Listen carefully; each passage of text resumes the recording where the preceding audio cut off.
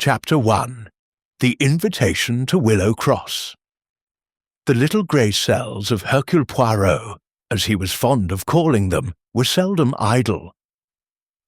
On this particular autumn morning, however, they stirred with a peculiar restlessness, as if sensing the approach of a puzzle worthy of their attention. The London air was crisp, carrying the faint tang of coal smoke, and Poirot sat in his meticulously arranged flat, a cup of tisane steaming beside him.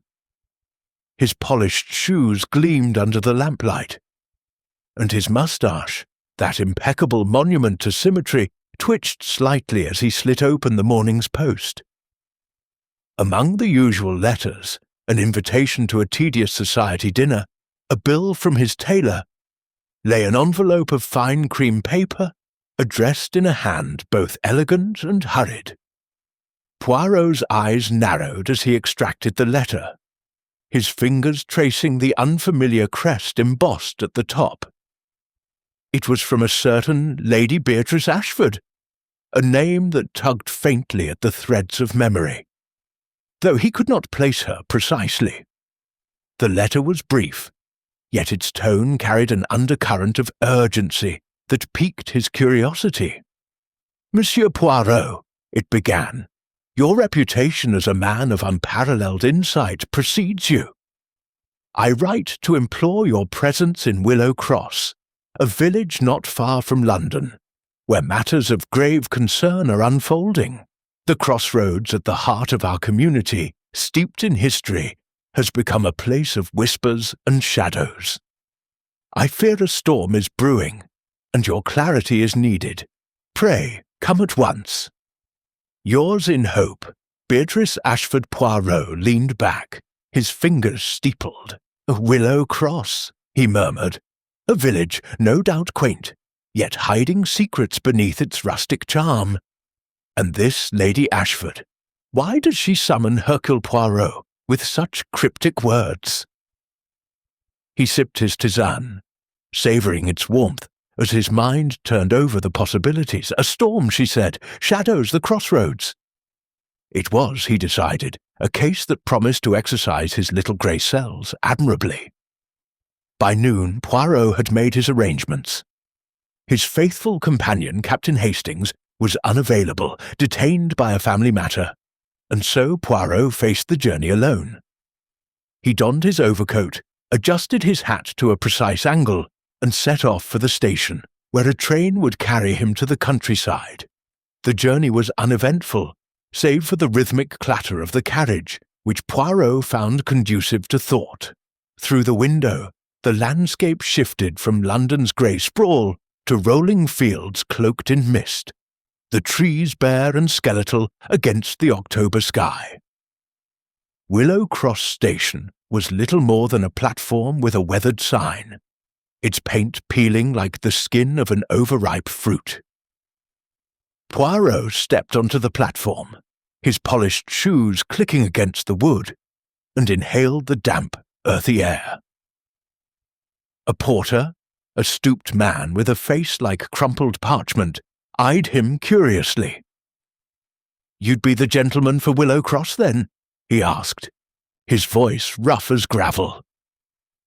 "Indeed, I am Hercule Poirot," he replied with a slight bow. "And you, monsieur, are perhaps acquainted with Lady Ashford." The porter's eyes flickered, though whether with recognition or suspicion, Poirot could not yet determine. I know of her. She's up at Cross Hall. Sent word you'd be coming. There's a cart waiting, if you'll follow me." The cart, driven by a taciturn youth named Tom, rattled along a winding lane bordered by hedgerows. Poirot, clutching his case, observed the scenery with keen interest. The village of Willow Cross emerged gradually, a cluster of thatched cottages, a stone church with a leaning steeple, and, at its heart, the crossroads Lady Ashford had mentioned. 4 paths converged at a weathered stone marker, its inscriptions worn by time. Shadows stretched long across the ground, cast by a gnarled oak that stood sentinel nearby. Poirot's eyes lingered on the spot, sensing its significance. A place of decisions, he mused, where paths meet and fates are sealed. The cart stopped at the Willow Inn, a sturdy building with ivy clinging to its walls like a jealous lover. The innkeeper, a stout woman with a florid face and a smile that did not reach her eyes, greeted him. "Mr. Poirot, is it? Lady Ashford said to expect you. I'm Mrs. Clara Dunley. Room's ready, and there's tea if you're wanting it." "Merci, Madame Dunley," Poirot said, his tone courteous but probing. "This village, it is quiet, no? Yet I sense an unease. Tell me, what is spoken of at this crossroads of yours?" Mrs. Dunley's hands paused on the teapot. "Folk talk, sir, always have. The crossroads has its stories, old ones about deals made and broken, about shadows that don't belong to anyone. Lately, though, there's been trouble. Arguments over land, bad blood between families. You'd best ask Lady Ashford." Poirot nodded, filing away her hesitation. He was shown to a modest room, its beams low and its windows overlooking the crossroads. As he unpacked, his thoughts turned to the letter. Lady Ashford's words suggested more than village squabbles. Was it a crime she feared, or something deeper? A secret buried in the shadows of Willow Cross? That evening, Poirot ventured to Cross Hall, a Georgian manor perched on a rise above the village. Lady Beatrice Ashford awaited him in a drawing-room adorned with faded tapestries. She was a woman of middle years. Her silver hair swept into a severe bun, her eyes sharp with intelligence and worry. "Monsieur Poirot," she said, rising, "I am grateful you came. Willow Cross is a place of beauty, but it is also a place of secrets. The crossroads, you see, is more than a meeting of roads. It is where truths are hidden, and I fear one such truth may soon bring ruin." "Ruin, madame?" Poirot's voice was soft, encouraging confidences. "Speak plainly, if you please. What is this truth you fear?" She hesitated, her fingers twisting a lace handkerchief. "There is a dispute," she said at last, "over land near the crossroads. It belongs to the Ashford estate, but others claim rights to it, rights tied to old promises, old betrayals. I have heard whispers of threats, of violence, and last night I saw something, a figure, moving in the shadows by the oak. I cannot say more, not yet, but I beg you, use your talents to uncover what festers here." Poirot studied her, noting the tremor in her voice, the way her eyes darted to the window. "Rest assured, madame," he said, "Hercule Poirot does not rest until the truth is brought to light. I shall begin at once, with method and order." As he left Cross Hall, the night was falling, and the crossroads lay shrouded in mist. Shadows danced beneath the oak, and Poirot felt the weight of unseen eyes. The little grey cells, they were humming now, alive with the promise of a mystery. Willow Cross, he knew, would yield its secrets only to one who understood the shadows, and Poirot was just such a man. Chapter 2. Shadows in the Fog. The morning after his arrival in Willow Cross, Hercule Poirot awoke to a world swathed in fog. The view from his window at the Willow Inn was a study in grey, the crossroads barely discernible, its ancient stone marker a ghostly silhouette. The great oak loomed like a spectre, its branches clawing at the mist. Poirot, ever particular about his appearance, adjusted his tie with precision and stroked his moustache, his mind already turning over the fragments of mystery Lady Ashford had laid before him. "A figure in the shadows," he murmured, "and whispers of threats. Oui, the fog, it conceals much, but it shall not hide the truth from Hercule Poirot." Breakfast was a simple affair. Tea, toast, and a boiled egg, served by Mrs. Dunley, whose eyes darted nervously as she poured. "Thick as pea soup out there," she remarked, nodding toward the window. "Best stay indoors, sir. Folk get lost in fog like this." Poirot smiled thinly. "On the contrary, madame, it is in such obscurity that one must seek clarity. Tell me, who might one encounter at the crossroads on a morning such as this?" Mrs. Dunley hesitated, her hands fussing with her apron. "Most keep to their homes, but, well, you might see Widow Crane, always wandering, muttering about the past. Or young Mr. Langley, he's often about checking his family's land. Queer sort, that one." "Queer, you say?" Poirot's tone was light, but his eyes were sharp. "Oh, nothing bad," she said quickly. "Just ambitious-like. Wants to build on the crossroads land, but Lady Ashford won't have it. Bad blood there." She excused herself, leaving Poirot to his thoughts. He donned his overcoat and hat, stepping into the fog with the caution of a man who valued his polished shoes. The village was hushed, sounds muffled by the damp air. The crossroads drew him, its pull almost magnetic. As he approached, the fog seemed to thicken, curling around the oak like a living thing. Poirot paused, his cane tapping the ground, and listened. A faint rustle came from the direction of the tree, followed by a low, indistinct murmur. His senses sharpened, and he moved forward, silent as a cat. There, beneath the oak, he glimpsed movement, a shadow, fleeting and formless, vanishing into the mist. Poirot's heart quickened, not with fear, but with the thrill of pursuit. He stepped closer, his eyes scanning the ground. A glint caught his attention. A small silver cigarette case, half buried in the damp earth. He retrieved it with a handkerchief, noting its monogram, E.L., and a faint scratch along its edge. "A clue, perhaps," he said softly, slipping it into his pocket. "But whose initials, and why here?" As he straightened, a figure emerged from the fog. A woman, elderly and gaunt, her shawl clutched tightly against the chill. Her eyes, pale and piercing, fixed on Poirot. "You're the detective," she said, her voice low and accusing. "What business have you poking about our crossroads?" Poirot bowed slightly. "Mademoiselle, I am Hercule Poirot, and my business is truth. You, I presume, are Widow Crane?" Her lips tightened. "Aye, that's me, Ellen Crane. And I'll tell you plain, there's naught but trouble here. Shadows move where they shouldn't, and folk don't say what they know." She glanced at the oak, her expression darkening. "That tree's seen too much, and so have I." "Seen what, precisely?"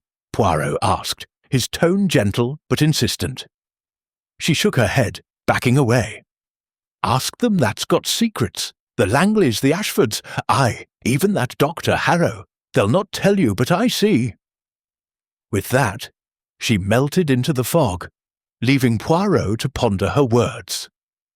He made his way back toward the village, stopping at the church, where the vicar, a nervous man named Mr. Pembry, was tending the graveyard. Poirot inquired about the crossroads' history, and Pembry, after some hesitation, spoke of its past. "It's an old place, sir.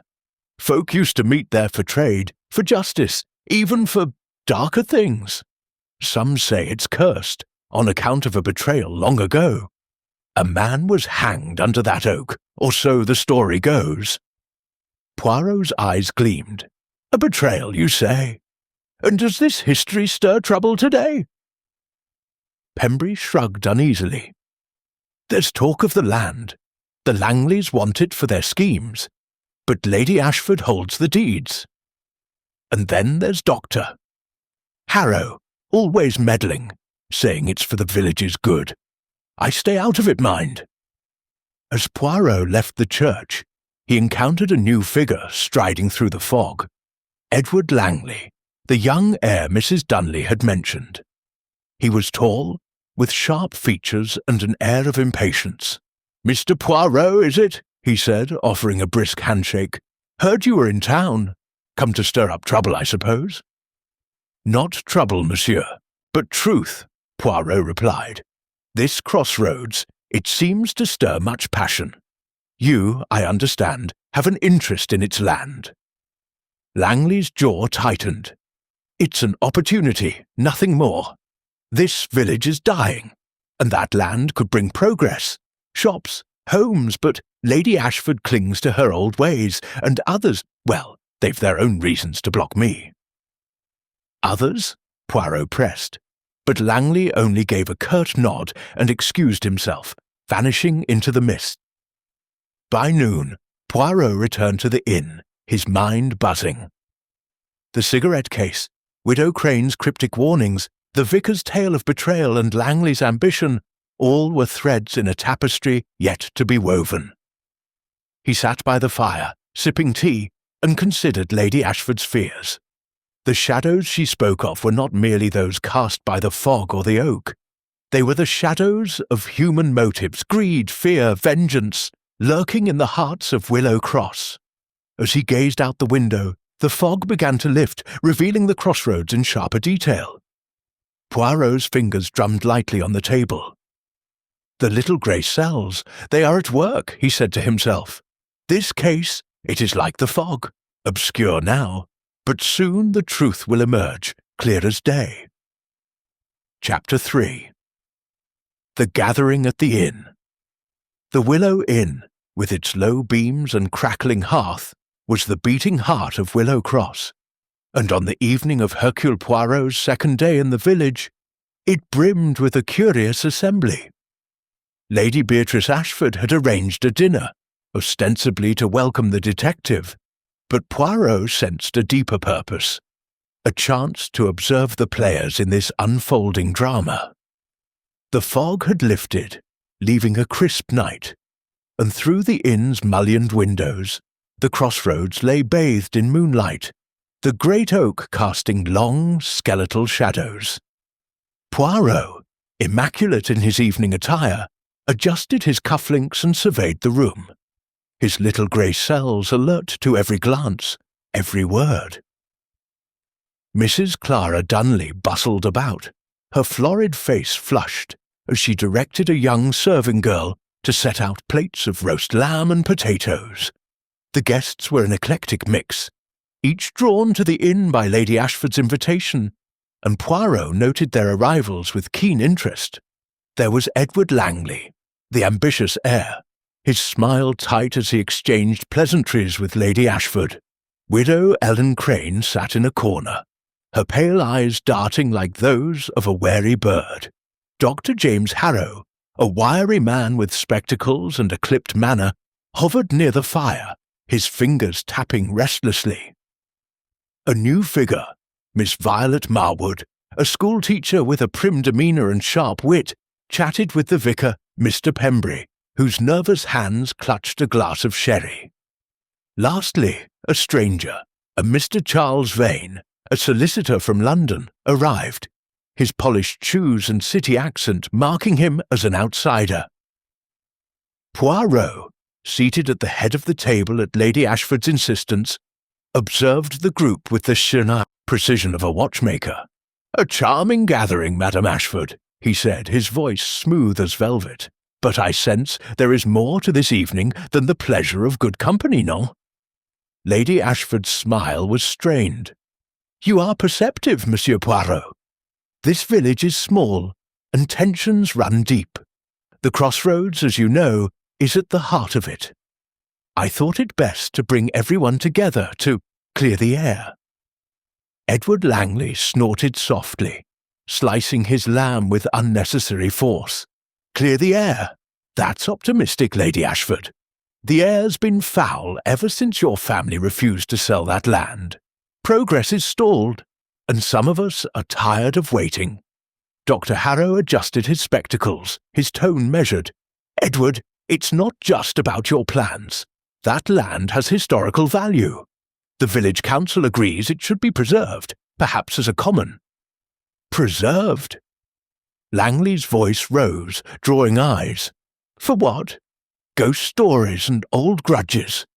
The crossroads could bring prosperity, not just to me, but to everyone. Widow Crane's voice cut through, sharp and low.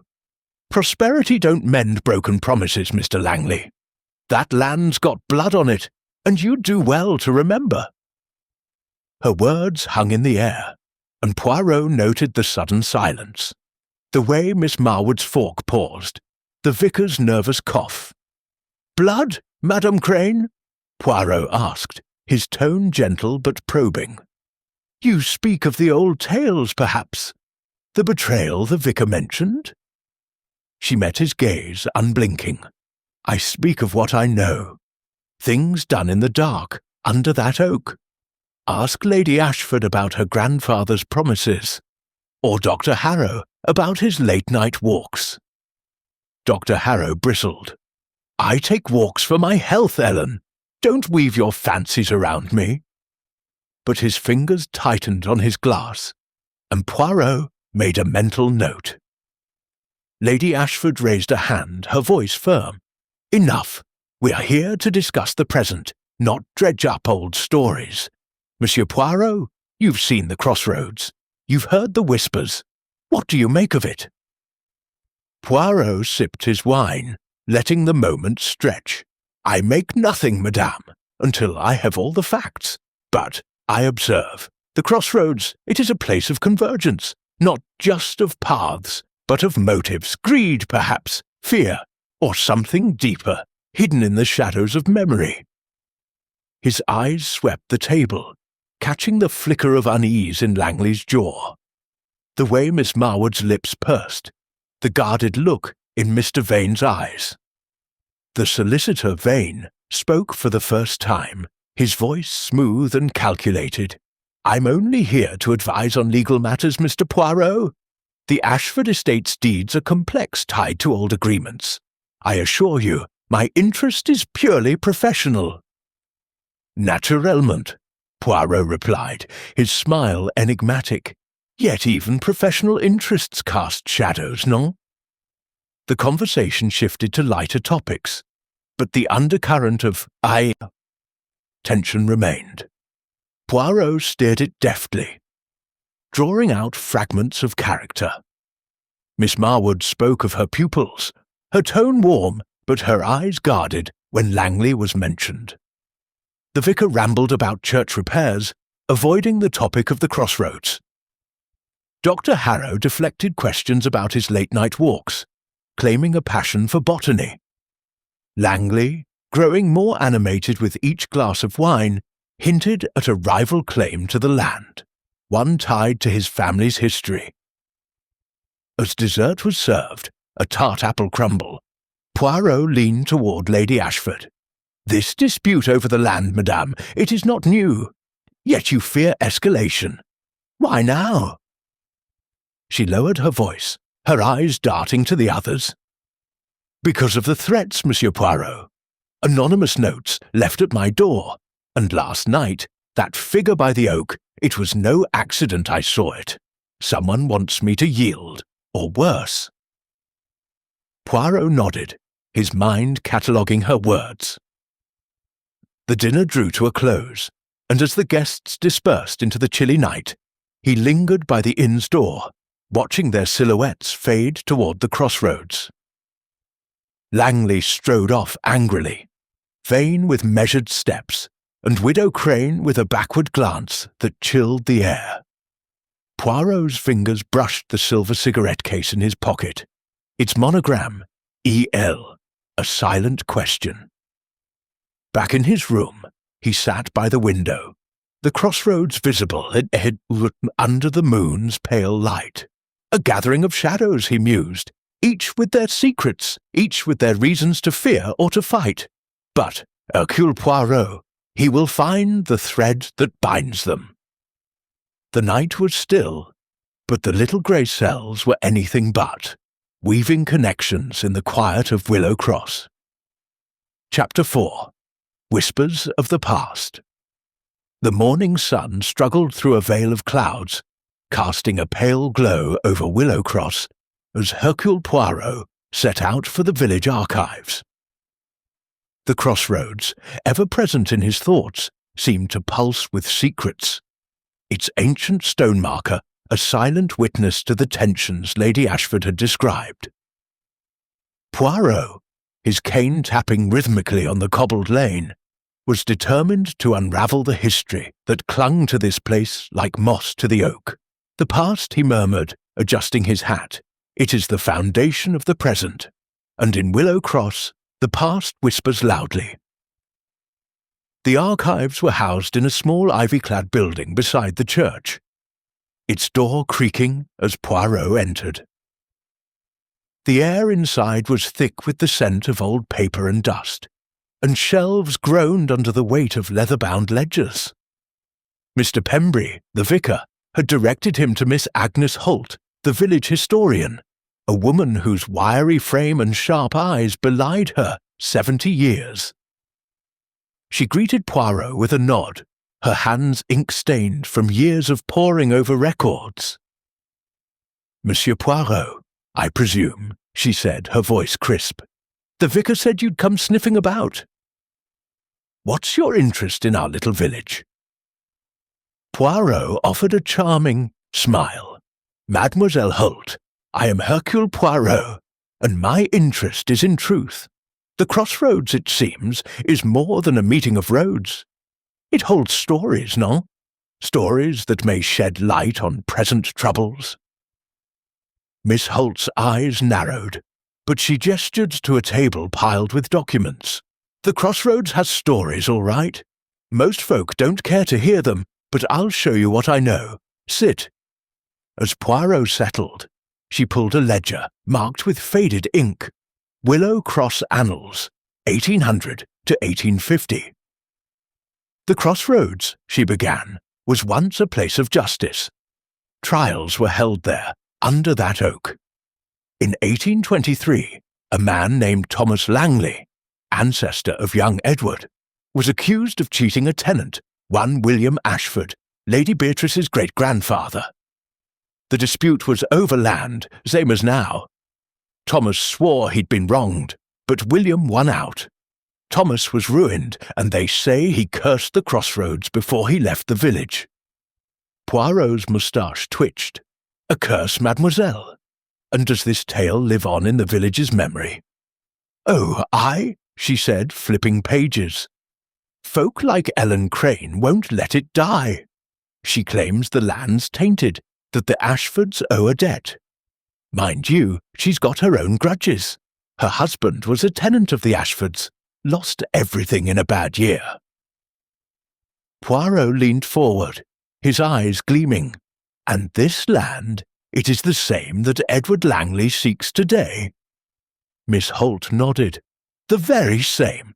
The Ashfords have held it since, but Edward's been digging into old claims, saying his family was cheated. He's got papers, or so he says, to prove it." Poirot made a mental note, his fingers brushing the silver cigarette case in his pocket. Its monogram, A.L., still a puzzle. "And what of others? Dr. Harrow, for instance, or this Mr. Vane?" Miss Holt snorted. "Harrow's a busybody, always poking into village affairs. Says he wants the land for a clinic, but I don't trust him. As for Vane, that solicitor's new, sniffing about for Lady Ashford, likely looking to tidy up her affairs, or his own." Their conversation was interrupted by a shadow at the door, Dr. James Harrow himself, his spectacles glinting as he stepped inside. "Miss Holt, Oh, Mr. Poirot, I didn't expect you here." His tone was polite, but his fingers fidgeted, betraying unease. "Bonjour, docteur," Poirot said smoothly. "I am merely satisfying my curiosity about Willow Cross. You, I understand, are a man of science, yet you walk the crossroads at night. A curious habit, no?" Harrow's jaw tightened. "I study plants, Mr. Poirot. The countryside is rich with specimens, even at night. Nothing more to it." He turned to Miss Holt, his voice curt. "I need the 1890 land records. a patient mentioned a boundary dispute. Miss Holt raised an eyebrow but fetched the ledger.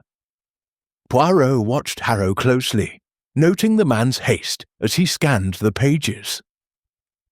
"A boundary dispute," Poirot said, softly. "How fascinating! And this patient, they are connected to the crossroads?" Harrow hesitated, then snapped the ledger shut.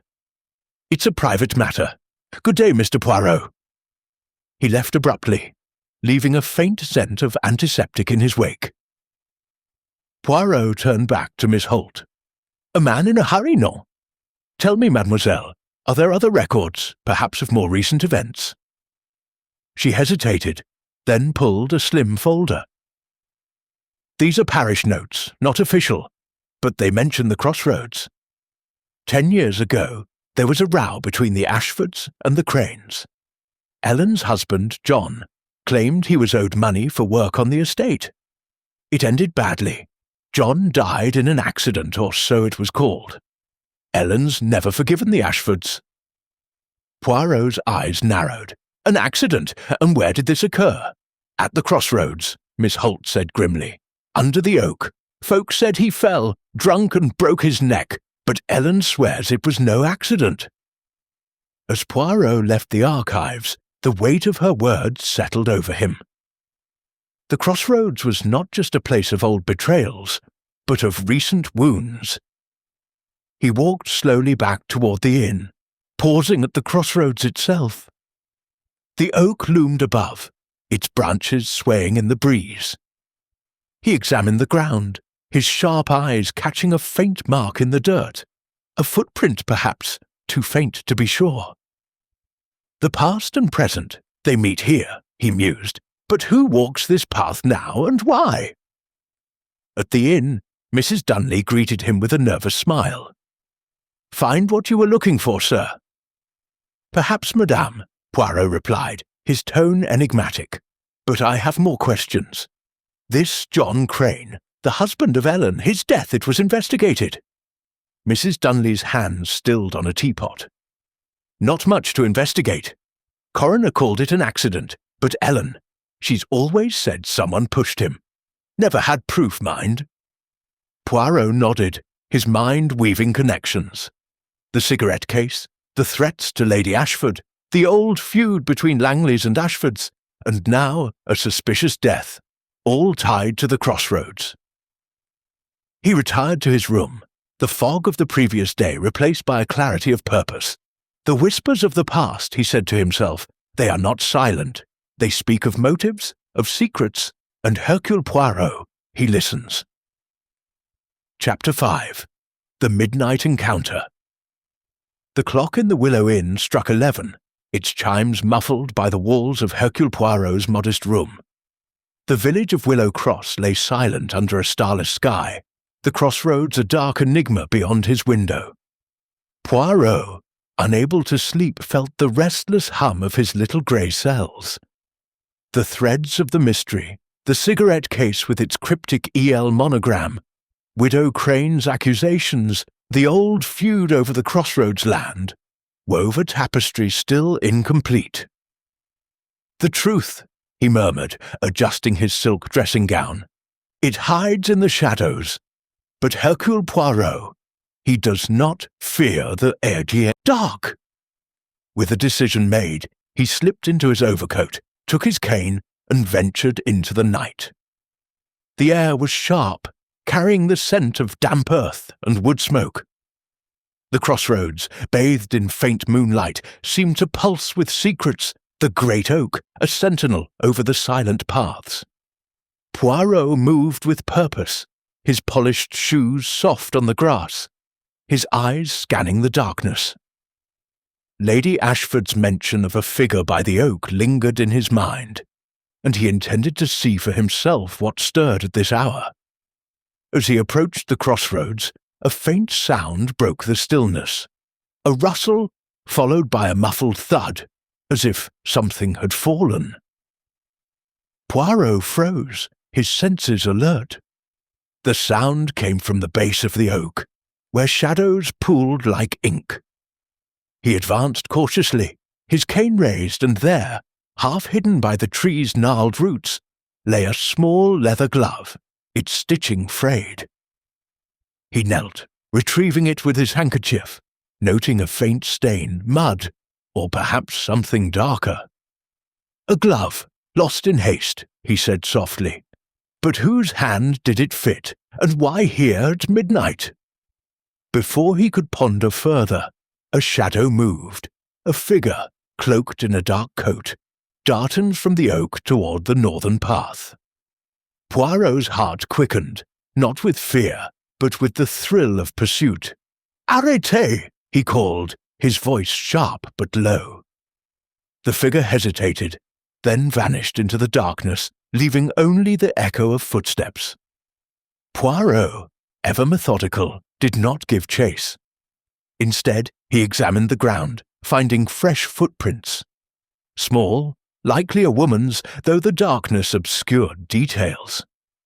He returned to the glove, tucking it beside the cigarette case in his pocket.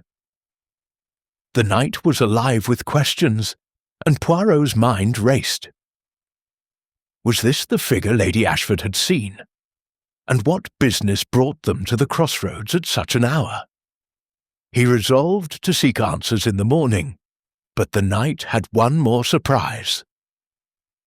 As he turned back toward the inn, a voice hissed from the shadows near the stone marker. "You're meddling where you're not wanted, detective." The voice was low, deliberately disguised, but Poirot's ear caught a faint tremor, fear, perhaps, or anger. "Meddling, monsieur, or mademoiselle," Poirot replied, his tone calm but edged with steel. "It is not meddling to seek the truth. Show yourself, and we shall speak plainly." A pause, then a soft laugh, bitter and fleeting. "Plainly? Nothing's plain in Willow Cross. Keep to your inn, or you'll find more than clues." The speaker retreated, their footsteps fading into the night.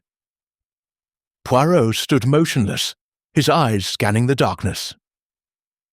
"A threat," he mused, "and yet it reveals much. The guilty, they grow nervous when Hercule Poirot is near."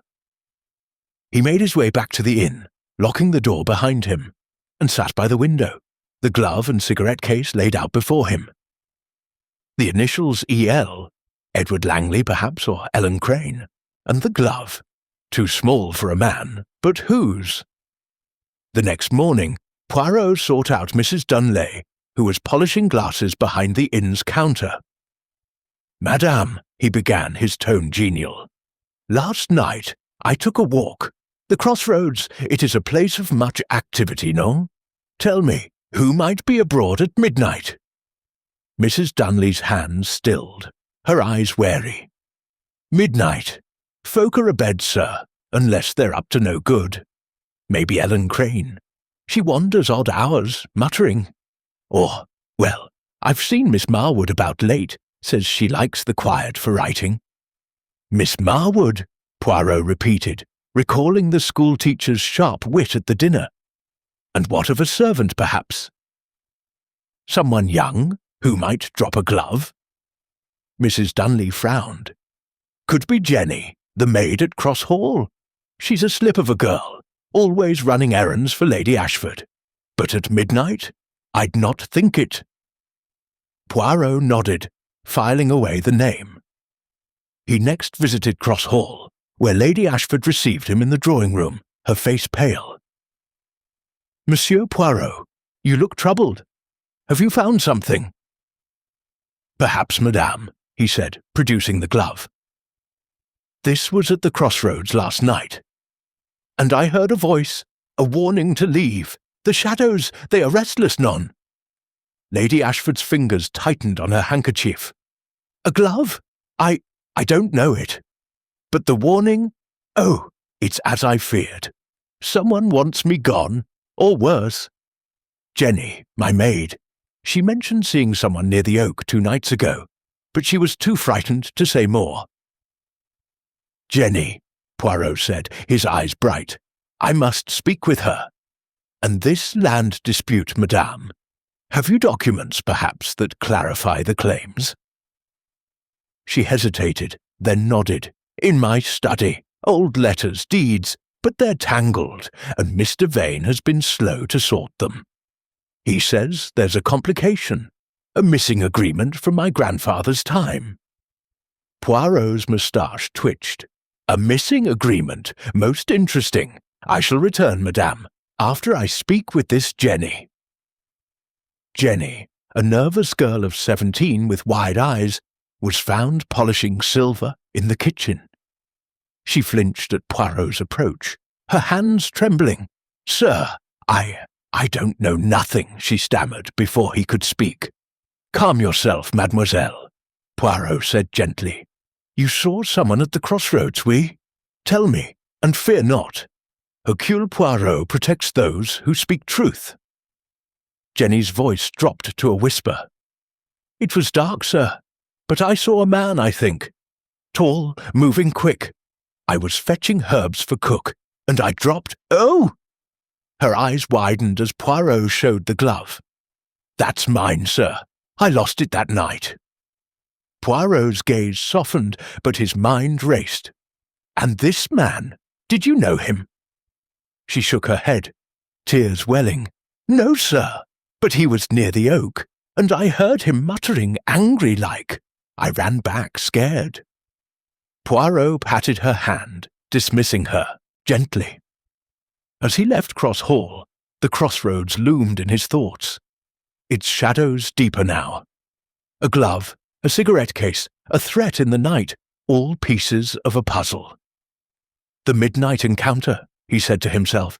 It reveals the fear in Willow Cross. But fear, it betrays the guilty. And Poirot, he will find them. Chapter 6. Allies and Adversaries. The morning light filtered through the lace curtains of the Willow Inn, casting delicate patterns on the floor of Hercule Poirot's room. He sat at a small writing desk, the silver cigarette case and leather glove before him, their silent testimony fueling his little grey cells. The midnight encounter at the crossroads had sharpened his focus. The whispered threat, Jenny's dropped glove, and the fleeting figure under the oak all pointed to a village teetering on the edge of secrets. "The truth," Poirot murmured, stroking his moustache. "It is like a shadow, ever present yet elusive.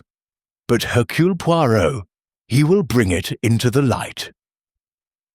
A telegram had arrived that morning from Captain Hastings, announcing his imminent arrival to assist. Poirot welcomed the prospect of his friend's earnest, if occasionally muddled, perspective.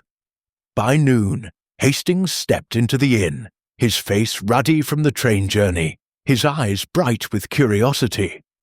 "Poirot, old chap!" he exclaimed, shaking his hand. "What's this about a crossroads and shadows?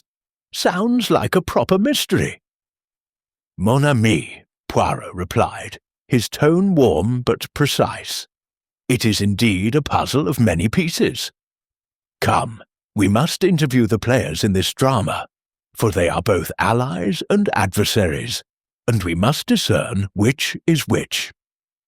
Their first stop was the home of Edward Langley, a modern cottage on the village's edge, its garden neatly trimmed but stark. Langley greeted them with a forced smile, his hands restless as he offered tea. "Mr. Poirot, Captain Hastings," he said, his voice tight. "I suppose you're here about the land again. I've nothing to hide." Poirot's eyes gleamed. "Nothing, monsieur. Yet I hear of old claims, of papers you believe prove your family's right to the crossroads land. Tell me, what is this claim, and why does it stir such passion?" Langley's jaw tightened. "It's simple. My great-great-grandfather, Thomas Langley, was cheated by William Ashford. There's a letter signed in 1823 promising a share of the land. I found it last year in our attic. Lady Ashford denies it, but I've shown it to Vane, the solicitor. He says it's valid." Hastings leaned forward. "A letter? That's jolly significant, isn't it, Poirot? Could settle the whole thing." Poirot raised a hand. "Perhaps, Hastings, but a letter is only paper until proven true. Monsieur Langley, where were you last night at midnight? Langley's eyes flickered. Midnight. In bed, of course. Why? Poirot smiled thinly, producing the cigarette case.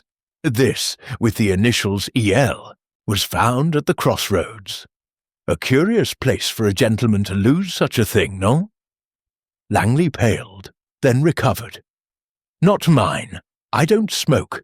Plenty of ELs around, I'd wager. Ellen Crane, for one. She's always lurking about. Poirot noted the deflection, filing it away. They left Langley's cottage, Hastings muttering about the man's nerves. He's hiding something, Poirot. That letter business sounds fishy. Patience, mon ami, Poirot said. We seek another perspective. Let us find Mademoiselle Marwood. Violet Marwood, the school teacher, lived in a small flat above the village school.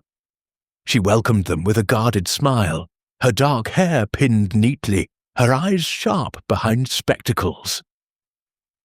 Mr. Poirot, Captain Hastings, she said, offering chairs. I assume this is about the crossroads. Everyone's talking about your investigation. Indeed, mademoiselle, Poirot said, his tone courteous. You were at the dinner, and I observed you, attentive, yet reserved. What do you know of this dispute, and of the shadows that haunt the crossroads? Miss Marwood's fingers twisted a pencil. It's a village obsession, that land. Edward Langley wants to build, Lady Ashford wants to preserve, and Dr. Harrow's pushing for a clinic, though I don't trust his motives as for shadows. She hesitated. I walk at night sometimes to clear my head. 2 nights ago, I saw someone near the oak, tall, moving quickly. I didn't linger. Hastings perked up. The same figure Jenny saw, perhaps. Did you recognize them? No, she said firmly. It was too dark, but I heard voices arguing before I turned back. One was angry, the other pleading. I didn't want to get involved. Poirot's eyes narrowed. Voices, mademoiselle, and yet you did not report this? Her cheeks flushed. This village thrives on gossip. I keep to myself. As they left, Hastings whispered, She's hiding something too, Poirot. Everyone's got a secret here. Oui, Hastings, Poirot replied. But secrets, they betray themselves in contradictions. Let us test one more. Their final visit was to Dr. James Harrow, found in his surgery, a cramped room smelling of antiseptic. He looked up from a ledger, his spectacles glinting. Aye, gentlemen, I'm busy. What do you want? Poirot's tone was mild but probing. Docteur, you walk the crossroads at night, for botany, you say. Yet others see figures, hear arguments, and this, he held up the glove. It was found near the oak. A woman's, perhaps, but dropped in haste. What do you know of midnight wanderings?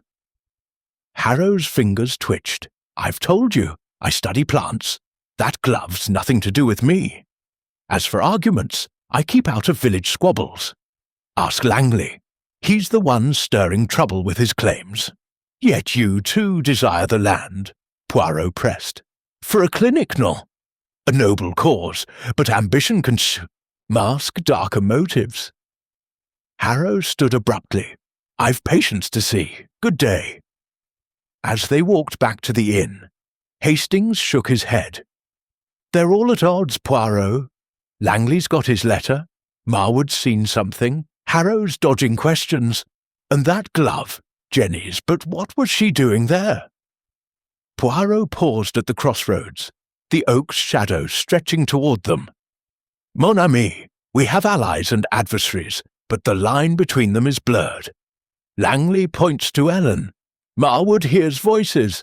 Harrow deflects. The glove, the cigarette case, they are clues, but the truth lies in the hearts of these players. We must watch and listen for the moment they betray themselves. Back at the inn, Poirot sat by the fire, his mind weaving the threads Langley's letter, Marwood's sighting, Harrow's evasion, and the midnight threat. The crossroads, he knew, was more than a place. It was a stage where allies could become adversaries, and the truth waited in the wings. Chapter 7. The Hidden Path. The afternoon sun hung low over Willow Cross, casting long shadows that stretched like fingers across the crossroads. Hercule Poirot, accompanied by Captain Hastings, stood at the edge of the village, his keen eyes tracing a narrow, overgrown trail that branched off from the main northern path. The trail, barely visible beneath tangled brambles, wound toward a copse of trees near the great oak. Poirot's little grey cells buzzed with anticipation. The midnight encounter, the glove, the cigarette case, and the whispered threat had all pointed him here, to a place overlooked by the villagers, yet pregnant with secrets. "Mon ami," he said to Hastings, adjusting his hat. "The truth, it hides in plain sight, but sometimes it takes a hidden path to find it." Hastings squinted at the trail, his brow furrowed. "Looks like no one's been this way in years, Poirot. Are you sure this is worth our time?" Poirot's moustache twitched. "Certain, Hastings. The crossroads is the heart of this mystery, but its secrets spill outward, like blood from a wound. Come, we explore."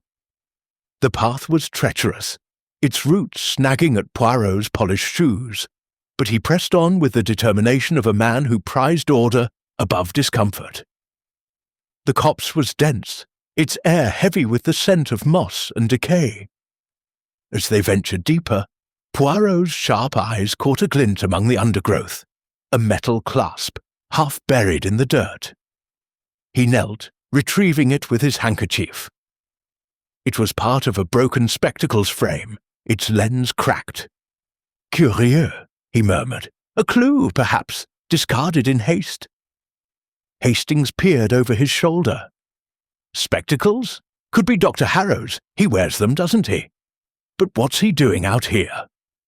"Perhaps, mon ami," Poirot replied, tucking the clasp away. "Or perhaps another wears spectacles in secret. We must not assume."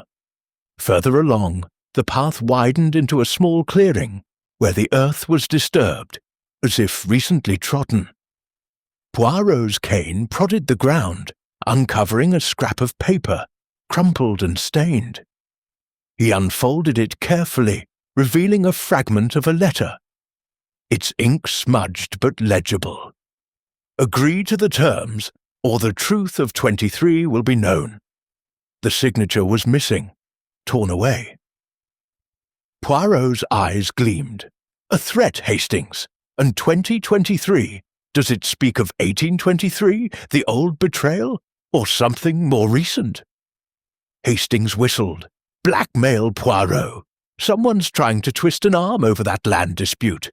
But who wrote it, and who was it meant for?" "That we shall discover," Poirot said, slipping the paper into his pocket beside the glove and cigarette case.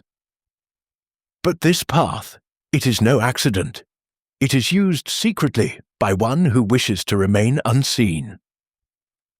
As they returned to the village, Poirot's thoughts turned to the suspects.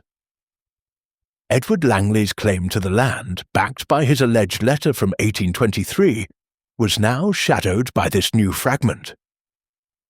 Dr. Harrow's nighttime walks and Miss Marwood's sighting of an argument hinted at hidden dealings.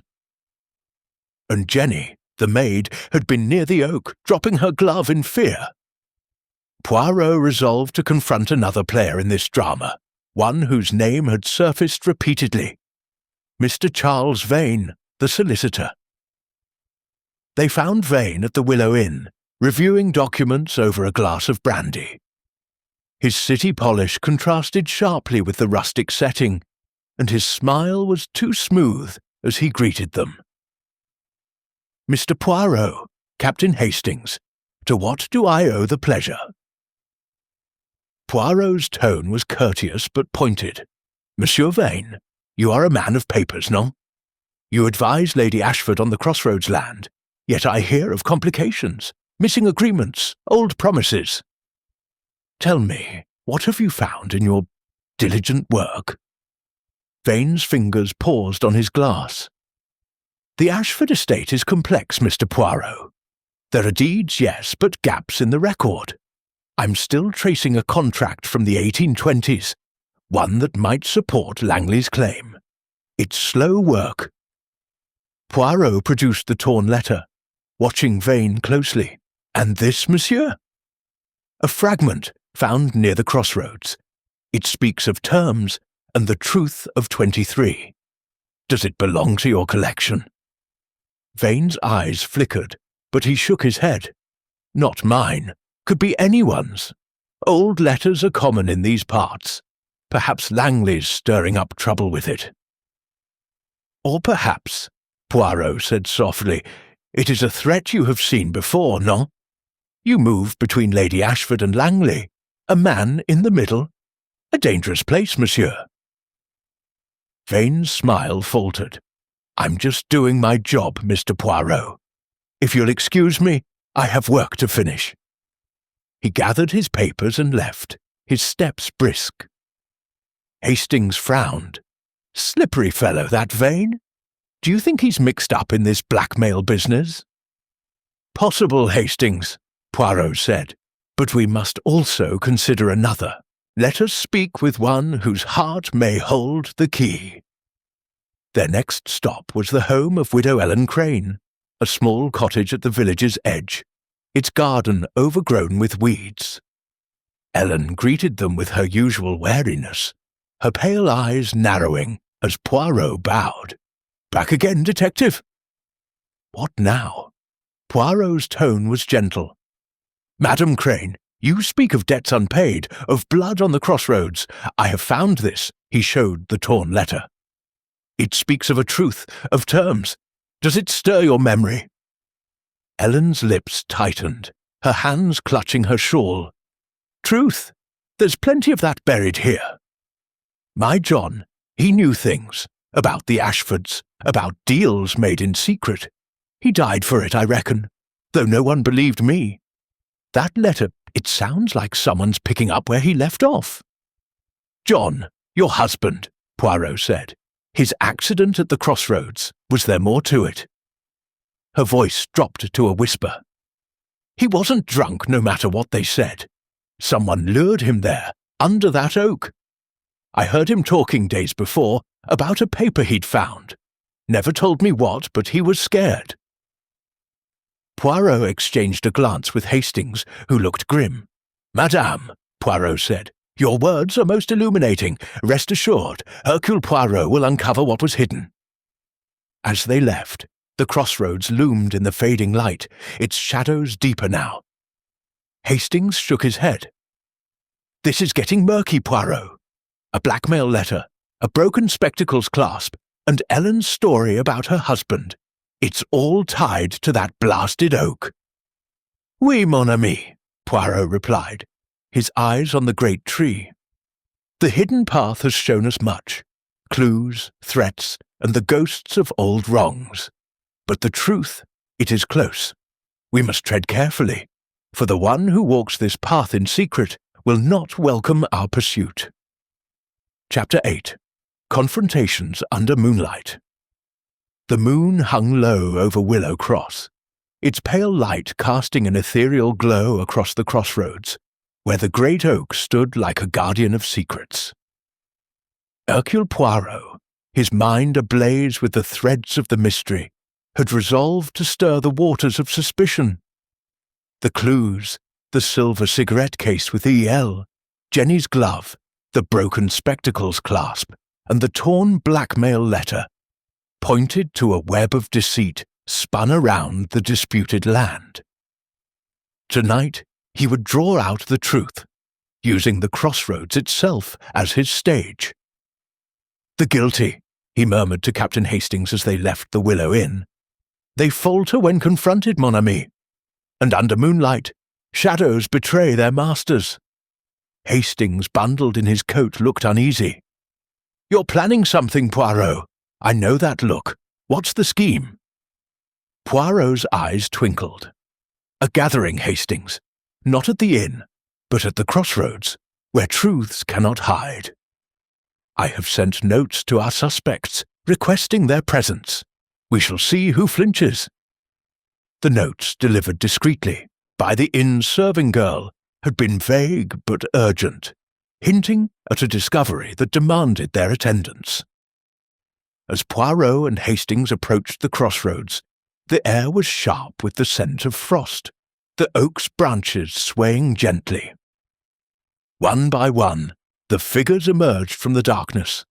Lady Beatrice Ashford, her face pale but resolute; Edward Langley, his jaw set with defiance; Dr. James Harrow, his spectacles glinting; Miss Violet Marwood, clutching a shawl; Widow Ellen Crane, her eyes burning with suspicion; and Mr. Charles Vane, the solicitor, his polished demeanour strained. Poirot stood by the stone marker, his cane planted firmly, his voice clear in the still night. "Mesdames et messieurs, I thank you for coming. The crossroads, it is a place of convergence, not only of paths, but of motives, secrets, and lies. Tonight, Hercule Poirot will bring clarity to the shadows." Langley scoffed, his breath visible in the cold.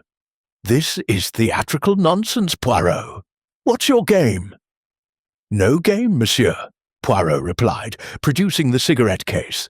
"This was found here, marked E.L. Edward Langley, or perhaps Ellen Crane.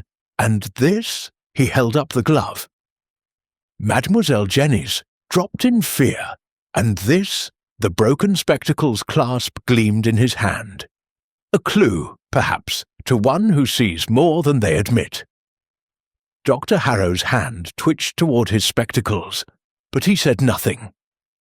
Ellen Crane's voice was sharp. "Don't pin that case on me, detective. I've no use for such things. But I know who skulks here at night. Ask Harrow about his botany." Harrow bristled. "I've told you, Ellen, I study plants. You're chasing ghosts as always." Poirot raised a hand, silencing them. "And this," he continued, unfolding the torn letter. "A threat, speaking of the truth of 2023.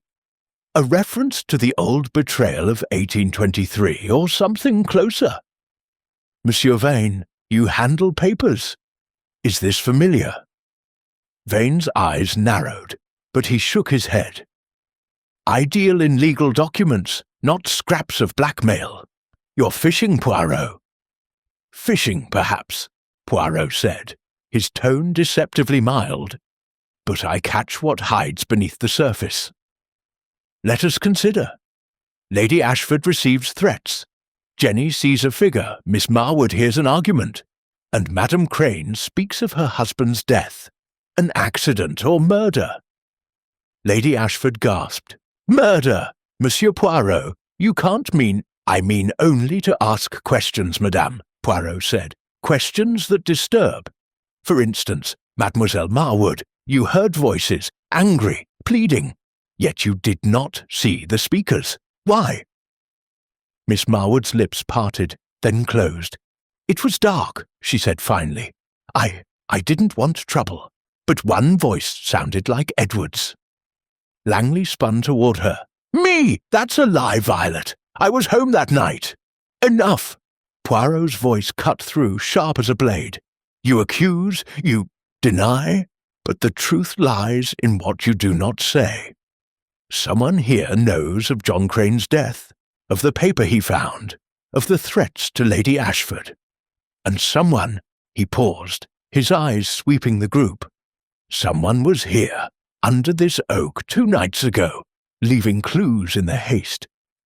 A tense silence fell, broken only by the rustle of leaves. Then a new voice, soft, trembling, came from the shadows. I can't stay quiet any more."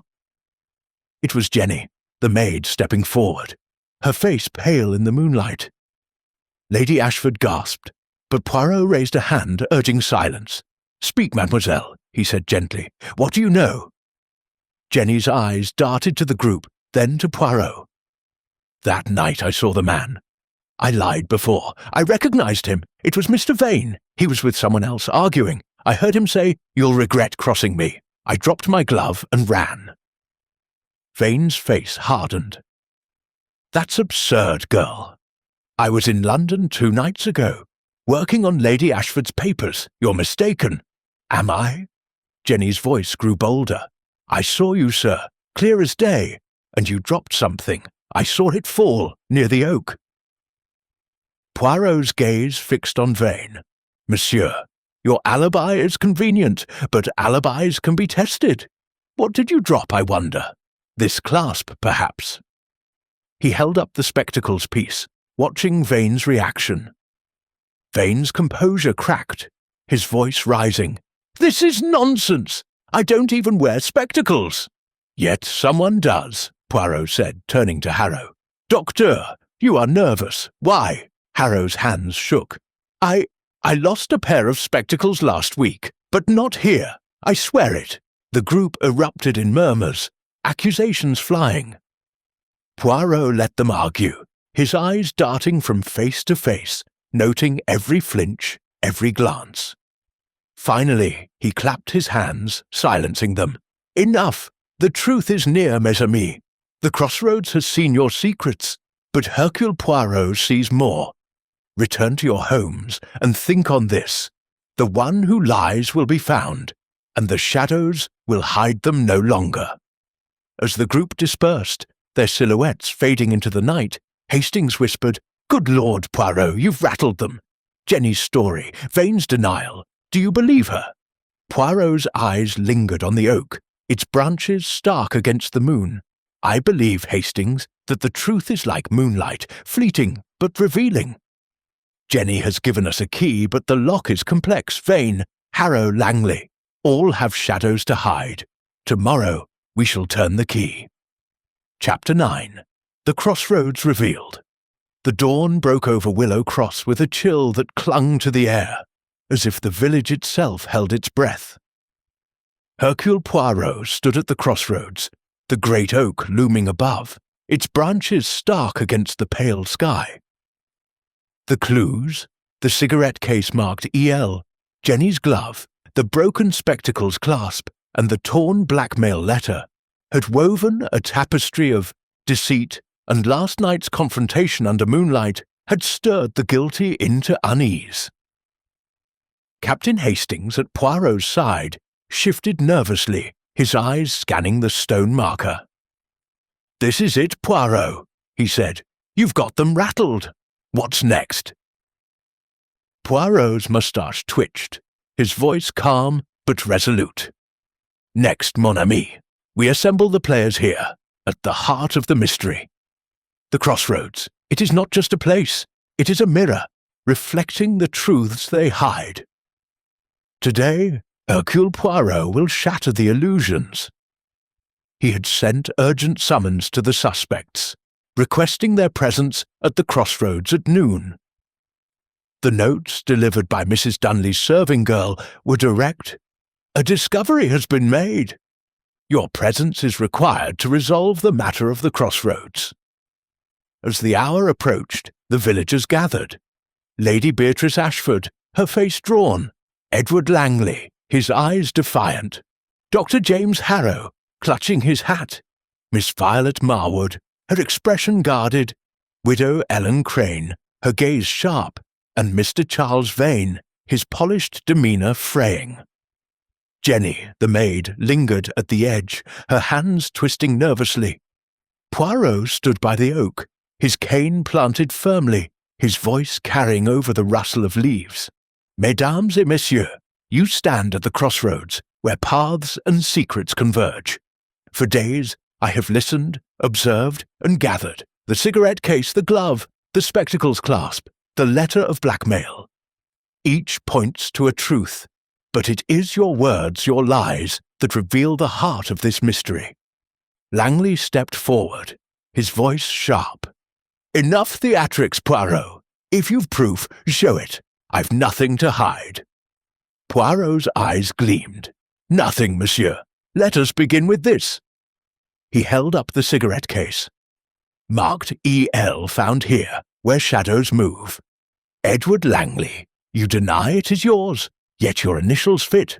And Madam Crane, you too share these letters, but you do not smoke. So, whose is it? Ellen Crane's lips tightened. Not mine, I told you. Ask those with secrets, like him. She pointed at Vane, who stiffened. Poirot turned to the solicitor. Monsieur Van, Jenny saw you here, arguing 2 nights ago. You deny it, claiming London as your alibi. Yet alibis, they crumble under scrutiny, and this, he produced the spectacles clasp. Dr. Harrow, you lost a pair, no? Or is it another who hides their sight? Harrow's hands shook. I told you I lost them elsewhere. I've no part in this. Yet you walk at night, Poirot pressed, his voice soft but relentless.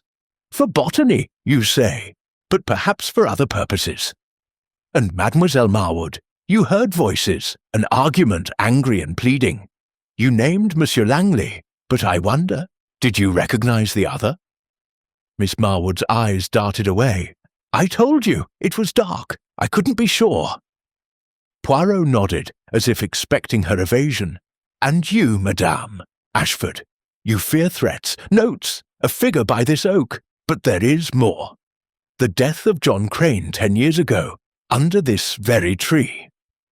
Madame Crane calls it murder, tied to a paper he found. A paper, perhaps, like this. He held up the torn letter, its words stark. Agree to the terms, or the truth of 23 will be known. Lady Ashford gasped. That's not my writing. I've never seen it. Perhaps not, Poirot said, his gaze sweeping the group. But let us reconstruct. John Crane dies, an accident after finding a paper. A letter from 1823, perhaps, promising land to the Langleys, or something more recent. A secret worth killing for. Someone here knows. Someone dropped this clasp, this glove, this case. Someone wrote this threat. Vane's voice was cold. You're guessing, Poirot. You've no proof. Proof! Poirot's smile was sharp. Hercule Poirot does not guess. Observe. The cigarette case, scratched, as if dropped in haste. The glove, Jenny's, but dropped when she saw you, Monsieur Vane. The spectacles clasp, not Harrow's, but Miss Marwood's. Yes, mademoiselle. I saw you adjust a second pair at the inn, hidden in your pocket. Marwood paled, her voice a whisper. I lost them weeks ago. Lies! Poirot's voice cracked like a whip. You were here, with Vane arguing. You dropped the clasp, Jenny dropped her glove, fleeing in fear. And the letter? It was not for Lady Ashford, but for you, Mademoiselle Marwood, from Vane threatening to expose a secret tied to John Crane's death. The group froze, eyes wide. Hastings whispered, Good Lord, Poirot, you've got it. Poirot continued, relentless. 10 years ago, John Crane found a document, a recent agreement, not from 1823 but from 1913, hidden by the Ashfords. It promised his family a share of the Crossroads land, compensation for old wrongs. You, Mademoiselle Marwood, were his confidant, a young teacher then, in love with him. But someone, Vane perhaps working for the Ashfords, ensured his silence. An accident, but planned. Now Vane uses that same secret to control you, to force your silence on the land dispute. Marwood's knees buckled, and she sank to the ground, sobbing. It's true. I loved John. He told me about the paper, said it would change everything, but he died, and Vane, he knew. He's been holding it over me ever since. Vane lunged forward, his face contorted. Lies! She's delusional! I was never silence! Poirot's voice was thunder. You, Monsieur Vane, forged papers to weaken Lady Ashford's claim, hoping to profit from Langley's plans. You dropped the cigarette case, yes, E.L. for your middle name, Edmund, as I confirmed with London records. You argued with Marwood, threatening her silence, and Jenny saw you. Lady Ashford's voice trembled. But John's death, Was it truly murder? Poirot's gaze softened. Oui, madame. Vane, to protect the Ashford estate's secrets, lured John to the crossroads, staging his fall. The truth of 2023, the 1913 agreement, was buried until now. Vane's face twisted, but he said nothing, his silence damning. The others stood stunned, the crossroads silent, but for Marwood's sobs. Poirot turned to Hastings. Mon ami, summon the constable. The shadows are lifted, and the truth stands revealed. Chapter 10. Dawn of Justice.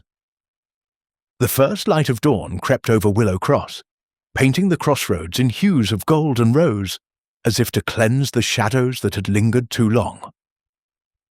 Hercule Poirot stood in the drawing-room of Cross Hall, his polished shoes gleaming, his moustache perfectly symmetrical. The great oak outside was visible through the tall windows, its branches still, as if in reverence for the truth now unveiled. Captain Hastings stood beside him, his face a mixture of awe and relief, while the assembled villagers, Lady Beatrice Ashford, Edward Langley, Dr. James Harrow, Miss Violet Marwood, and Widow Ellen Crane, waited in tense silence. Mr. Charles Vane, the solicitor, was conspicuously absent, detained by the village constable after Poirot's revelations at the crossroads. Poirot's voice, clear and commanding, broke the quiet. Mesdames et messieurs, the shadows of Willow Cross have been dispelled. The crossroads, it has spoken, and Hercule Poirot has listened. The mystery of threats, of clues, of a death long buried, it is resolved, and justice dawns. Lady Ashford, her hands clasped tightly, spoke first. Monsieur Poirot, you have uncovered a terrible truth. John Crane's death, murder, and Mr. Vane, how could I not see? Poirot's eyes softened. Madame, the guilty, they are skilled at hiding in plain sight. But let us recount, with method and order, how the truth was found. He paced slowly, his cane tapping the floor. It began with your letter, Madame Ashford, summoning me to this village where whispers of threats and a figure by the oak stirred fear. At the crossroads, I found clues, a cigarette case marked EL, a glove, a spectacles clasp, a torn letter. Each was a thread in a tapestry of deceit. Hastings nodded eagerly. Jolly clever, Poirot. That cigarette case had us stumped. Edward or Ellen, we thought. Oui, Hastings, Poirot said, a faint smile playing on his lips. But the initials EL belonged to Charles Vane, Edmund Lawrence Vane, as I confirmed with London records. He dropped it in haste 2 nights ago, while arguing with Mademoiselle Marwood. The glove, it was Jenny's, lost as she fled from what she saw. The spectacles clasp, Mademoiselle Marwood, you tried to conceal your second pair, but Poirot observes all. Miss Marwood, her eyes red from tears, nodded weakly. I was afraid. Vane knew about John, about my part in keeping silent. I should have spoken sooner. Poirot raised a hand. Your courage, mademoiselle, came at the right moment. Let us continue. The torn letter spoke of the truth of 1913. Not 1823, as some believed, but 1913, when a secret agreement promised John Crane's family a share of the crossroads land, compensation for old wrongs.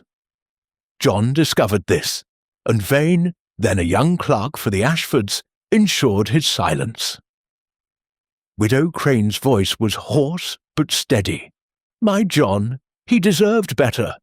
I knew it wasn't an accident, but no one listened. Madame Crane, Poirot said gently, your pain has been heard. John was lured to the oak, his death staged as a drunken fall. Vane, to protect the Ashford estate and his own ambitions, committed murder.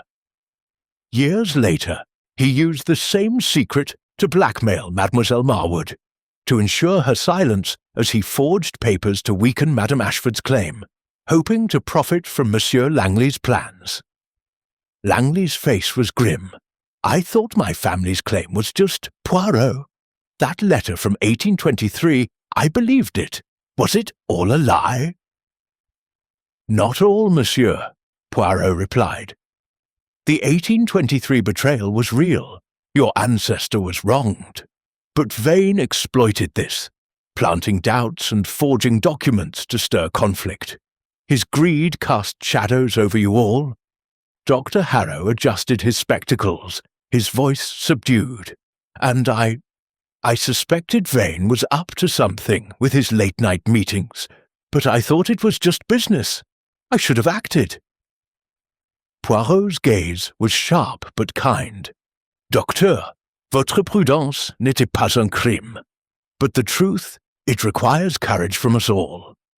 Lady Ashford rose, her voice trembling but firm. Monsieur Poirot, you have saved this village from further ruin. The land, it will remain with the estate, but I'll see it used for the good of all, as John Crane wished. Poirot bowed slightly. A wise decision, madame. The crossroads, it is a place of choices, and you have chosen justice. As the group dispersed, Hastings clapped Poirot on the shoulder. By Jove, Poirot, you've done it again. Unravelled the whole thing, murder, blackmail, forgery. But how did you know it was Vane from the start? Not from the start, mon ami, Poirot said, his eyes twinkling. The little grey cells, they work slowly, methodically. Vane's alibis were too perfect, his denials too quick. The cigarette case, the argument Jenny overheard, Marwood's fear, all pointed to a man weaving a web of control. And the truth, it always betrays the liar. They stepped outside. The crossroads now bathed in full daylight, its shadows banished. The oak stood tall, no longer a spectre of secrets but a symbol of resolution. Poirot paused, his gaze lingering on the stone marker. The human heart, Hastings, it is a crossroads of its own, where greed, love, and fear meet. But with order and reason, we bring light to the darkness. As they walked back to the inn to pack, Hastings grinned. You make it sound poetic, Poirot. But I say, what's next? Back to London for a rest. Poirot chuckled softly. Rest, Hastings? No, the little grey cells. They crave another puzzle. But for now, a cup of tisane, and the satisfaction of justice served. The village of Willow Cross stirred to life around them, its people freed from the weight of the past. The crossroads, once a place of whispers and shadows, stood quiet, its secrets laid bare under the dawn of justice.